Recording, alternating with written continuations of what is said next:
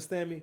Because again, these niggas will have you hating yourself, man. So this is Drake with his baby mother with her big old booty, big old white booty. You understand me? This is his son's birthday party, right? This boy, I think this boy is 8 years old now. People are still writing comments saying,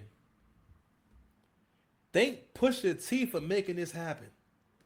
Now, I don't have to put up the tweets of people saying Drake's baby mother has never ever said that Drake wasn't present in the boy's life.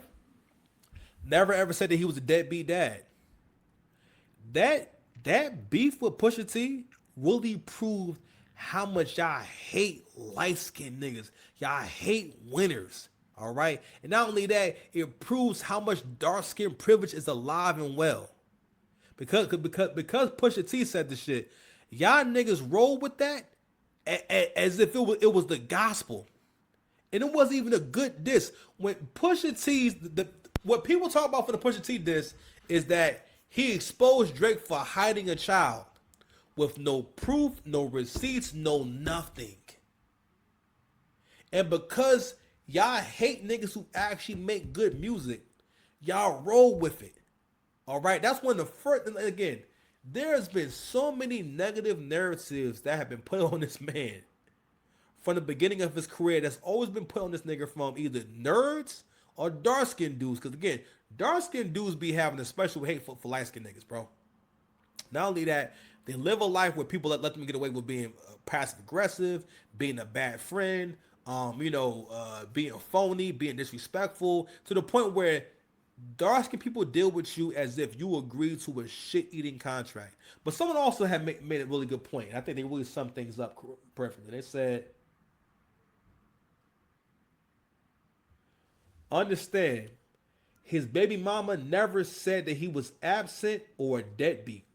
A struggling rapper who was mad said it and y'all believed it. This is Drake with his child. Okay? This is Drake with his child, bro.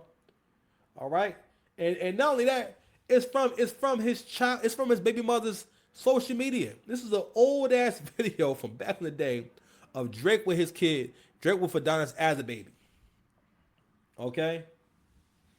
And it's just disgusting because we have to really factor in all these sick people who have a platform, who can speak and say whatever they want to say before we form an opinion, because these people sway other people. Gotta realize it takes effort to form your own opinion about things.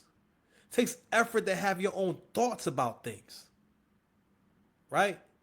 So when someone comes with a strong opinion, people are more likely to take on that strong opinion because they can't form their own. Or if you hear someone's strong opinion before you form your own, you will more than likely take on their opinion. You understand me? Let's do one more. It's something I thought was just really whack, yo. So this is a clip from Most Def, right? And listen, I'm gonna say, I said it before, and I'm gonna say shit again. I was outside for Most Def, right? So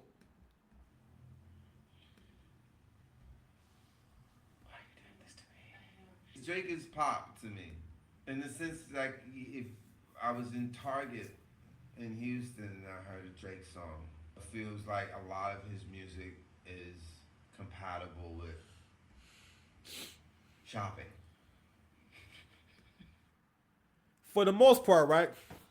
This is a play that niggas will always do, especially dark skinned women in media will always try to put another artist in a situation where they diss Drake, especially someone like Mos Def. Now, I never knew him to be a hater or nothing like that, but at the end of the day, Mos Def is an artist who falls within that super duper niche of hip hop where you don't really fit anywhere. You just a nigga that can rap pretty good. None of you know one Mos Def verse, a Mos Def record. The only record I know of Mos Def that's him by itself is I think Miss Fat Booty or Miss Big Booty. One of those, right?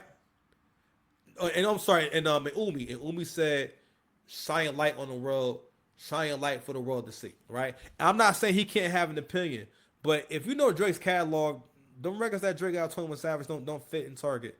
The records that Drake got with Future don't fit in Target. What the fuck you talking about? What he's speaking on, what he's trying to do is basically take shots. Conscious rappers have always had a beef, or always had this thing where they have to invalidate rappers who make music that people actually like because they're jealous of them. It's not because they chose not to make those records, it's because you don't even have the voice that fits a catchy record. And again, I like Most Def, but Most Def is not knowing that niggas have never been checking for the Most Def album ever, ever. Again, somehow along the way, I think it came from the journalist. I don't know.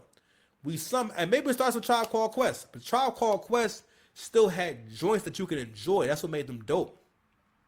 But I never forget in the documentary, right? In the documentary, they had people. They basically you know how you have a documentary and they're telling a story, and they'll have people who are from that era speaking on certain questions, right?